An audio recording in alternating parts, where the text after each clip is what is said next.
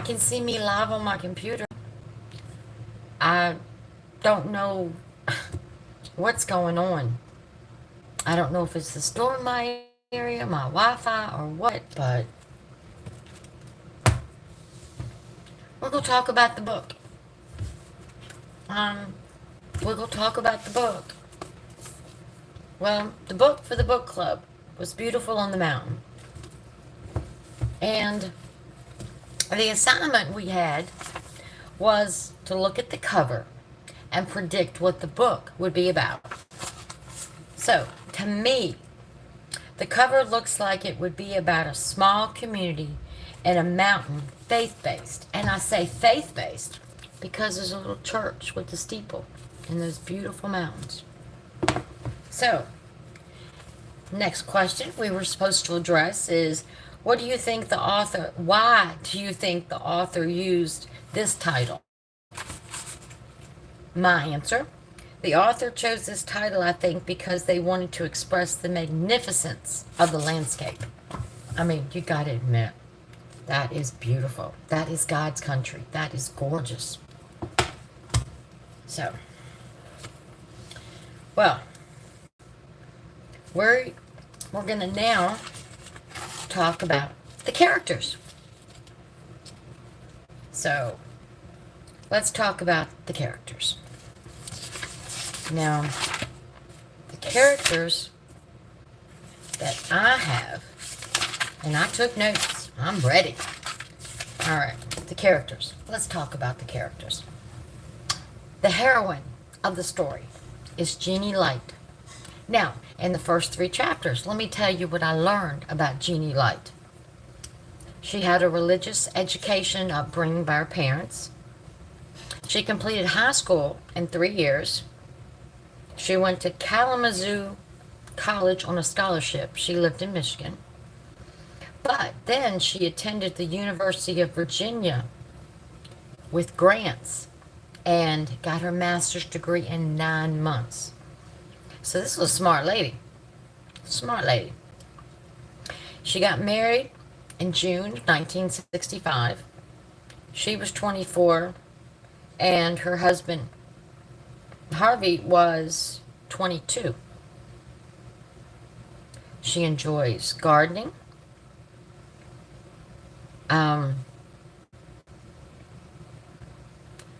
Her father was a Michigan farmer. Her mother was a professional violinist.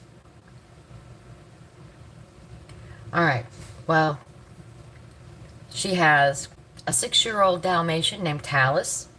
He has one blue eye and one brown eye, and a long pedigree. But because of his blue eye and brown eye, he can't be used for stud or anything. She's got 2 horses, J and OJ. Thought that was unique, J and OJ. Let's talk about Harvey, her husband. He's from a rich, snooty family. He joined the Navy in 67. And once he got out of the Navy, they moved to right outside of Charlottesville, Virginia. They bought a huge estate, and they named it Luxmont. Now, Luxmont in Latin means light hill. Well, it didn't go so well. They getting a divorce. They officially separate. They're dividing up the property. Let's see. The other character, everybody calls her Mama San. She took Jeannie under her wing. We've got Mary Ellen, her beloved housekeeper at Luxmont, and her friend. And then we've got Joe Frey and Mary Temple Frey. They are her godparents. They're leaders in the church and community. Joe's been in politics all his life. Mary is a Southern lady. So he took her on when she was in her 20s because they became her godparents when 20s because she was baptized as a child. Her father did not believe in being baptized. Brought him up in church, brought him up in religion, but didn't believe in having him baptized. So she was baptized as an adult. And Joe and Mary Temple Frey presented her at church and became her godparents. Then we've got Dan, who was the farm manager. We've got Charles Jenkins. Charles Jenkins is an interesting character. He's described as sturdy and shrewd. Well, during the divorce, she is getting the mountain property. Now, there's no house on this mountain property. None. But she's going to make it work. She's researched and doing, and she wants to be a sheep farmer. Well, let me tell you something. Let's talk about Charles again. Because Charles Jenkins lives on the property right beside her new property. And he wants her to open up Graves Chapel. Yes, so let's talk about Graves Chapel. Graves Chapel was established in 1885. And when it was established, it was a popular, booming little community. They were on the railway. They were logging. So they were very, very in depth. Well, when they decided to separate and they were having their problems, her godparents decided that she needed to take a trip to Europe. So she went to tour Europe. And what I thought was the most interesting thing about this trip, it talks about her being in Rome. In Rome, in the summer of 1976, the bicentennial of the United States. And the Pope was speaking to all the Americans and everything that were in Rome. Now, this Pope was Paul the Sixth. And I learned something interesting about Pope. I'm not Catholic. I don't know much about the Pope. But Pope Paul the Sixth was the first Pope to visit the Western Hemisphere. And he visited in 1965, the United States. Wow. Wow. So, that gave me a little, I said, okay, we got to watch this Pope. She did her trip, but let me tell you, when she was in Rome and she was visiting and listening to the Pope, guess who else spoke to her? The Holy Spirit spoke to her. So she's filled with this. And she comes back, and they're going to, when she's this new part of the mountain land plantation that she's getting, it's called, she named it, Jehovah Jitch. And Jehovah Jitch means the Lord will provide. So, she's on. She knows God is the answer. So now, let's look at, okay, talked about the characters. Now, let's talk about the writing style. I love this author. She's very narrative and very descriptive in her writings. I mean, it makes you feel like you're there. What I really stood out to me most, she described the old church. When Mr. Jenkins, Charles Jenkins, took her to the church and said he wants her to open it. She said no, for now. She didn't think much of the church. I mean, it's been closed for years. Dilapidated, basement flooded. It just terrible. But the green stained windows, the walnut pews, the stylish tin ceiling, and it was all built in local wood, but it had a beautiful chandelier. It was very stylish. And it had an old piano in the church, old stand-up piano. Well, she went to play it to see how it played. And it played pretty good, considering the last time the church was open was for the communion service in 1969. She played the Old Rugged Cross, which is my favorite. That is my favorite hymn. So, the plot of this story is the journey of Jenny Light through childhood, education, and marriage. She's telling her life story in detail, and I love the details. And she's been asked to open the church. Now, when I've got somebody else I want to introduce you to. Zeb Bell. Zeb Bell. Zeb Bell was the second generation that owned a house on and near the old church. Well, remember I told you that she didn't have a house on her property? Well, guess what? He does. It's not much of a house. It needs a lot of work. But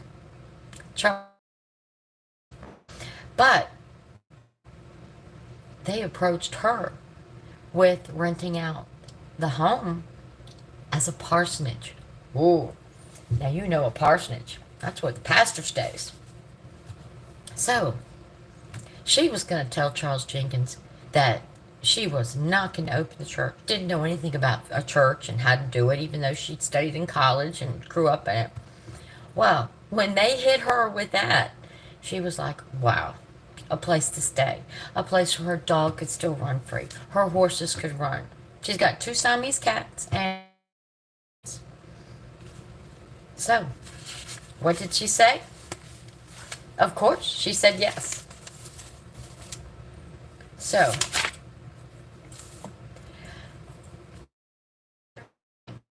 parsonage for her to repair, needs a lot of repair, and fix. There is a mention of the bedroom, a beautiful carved armoire and 4-poster beds. And I thought it was very interesting that they went into detail about the craftsmanship of this. And old Zeb, yeah, that's for. Okay. I don't know if anybody reading this book knows what Clore is, but Clore is a furniture company in Madison, Virginia.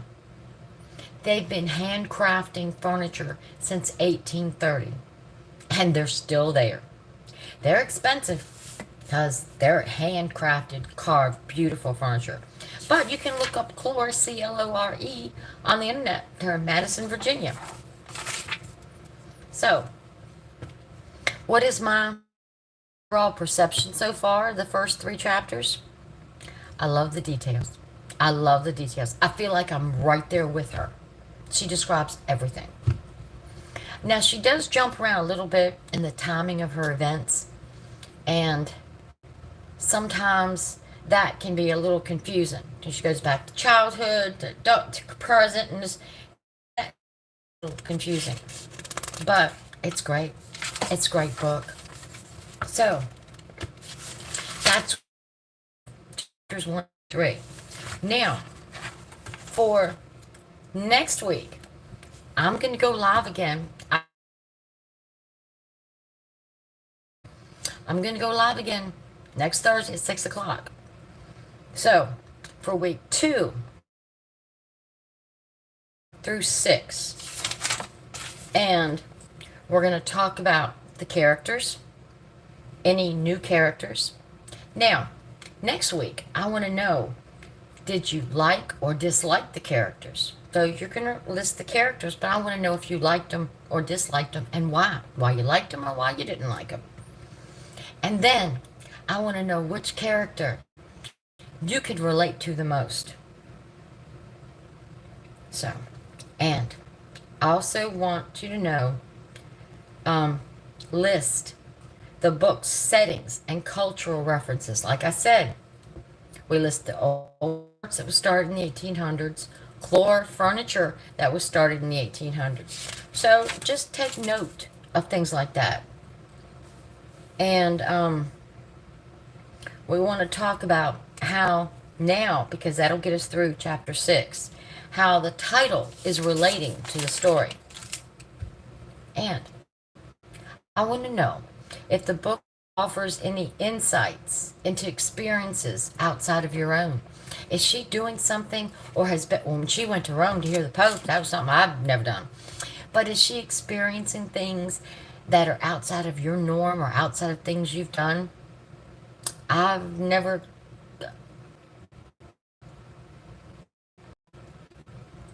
All right, sorry about that. I got kicked off the story. So, and now, how the book made you feel, and what stood out the most to you in this book. And I think what stood out to me the most are 2 points: the way she described her, which was the year I was born. So that's what we have. We're going to talk about the characters, the writing style, the plot, and your overall perception. So, help me out. I know the lines are recorded and they show after the fact. There's probably going to be about 4 or 5 of them because I keep getting disconnected and keep trying to figure out what's going on. But leave me in the comments. Tell me how you've answered these questions. Tell me what you think. Leave me an email. Write me a book. I want to know. I want to know if you feel as good as I feel about this book. So, we're going to read chapters 4, 5, and 6. We're going to try next Thursday at 6 o'clock to do this again. And hopefully there won't be a storm and we won't have any problems. I hope not. And I hope I can to stop. And if you're seeing this recorded after the fact, unfortunately, because with my weather, the live is not working once more, remember, hit that subscribe button, like, join the book club, get the book. It's $14 on Amazon. $14 on Amazon. You can catch up to us. You can read it. It's such good reading. It's you don't want to put it down. You don't want to stop. So, give me some comments. Let me know. I apologize for the storm. God just felt we needed the rain and the wind. So, but go better. It's now at that day. Goodbye. But before I do, I'm going to share a little piece of God and His Word with you. Here we go. Psalms 139:14. I praise you, for I am fearfully and wonderfully made. Wonderfully are your works. My soul knows it very well. I praise you, so I am fearfully and wonderfully made. Psalms 139:14. So, without further ado, it was lonely, but hopefully the storm won't knock out my internet next time, and we'll be able to meet. But remember, stay blessed, and Lord willing, we will meet again in another video, and we will be live next week. But until then, remember, Genesis 31:49, the Lord watched between me and thee when we are absent from one another.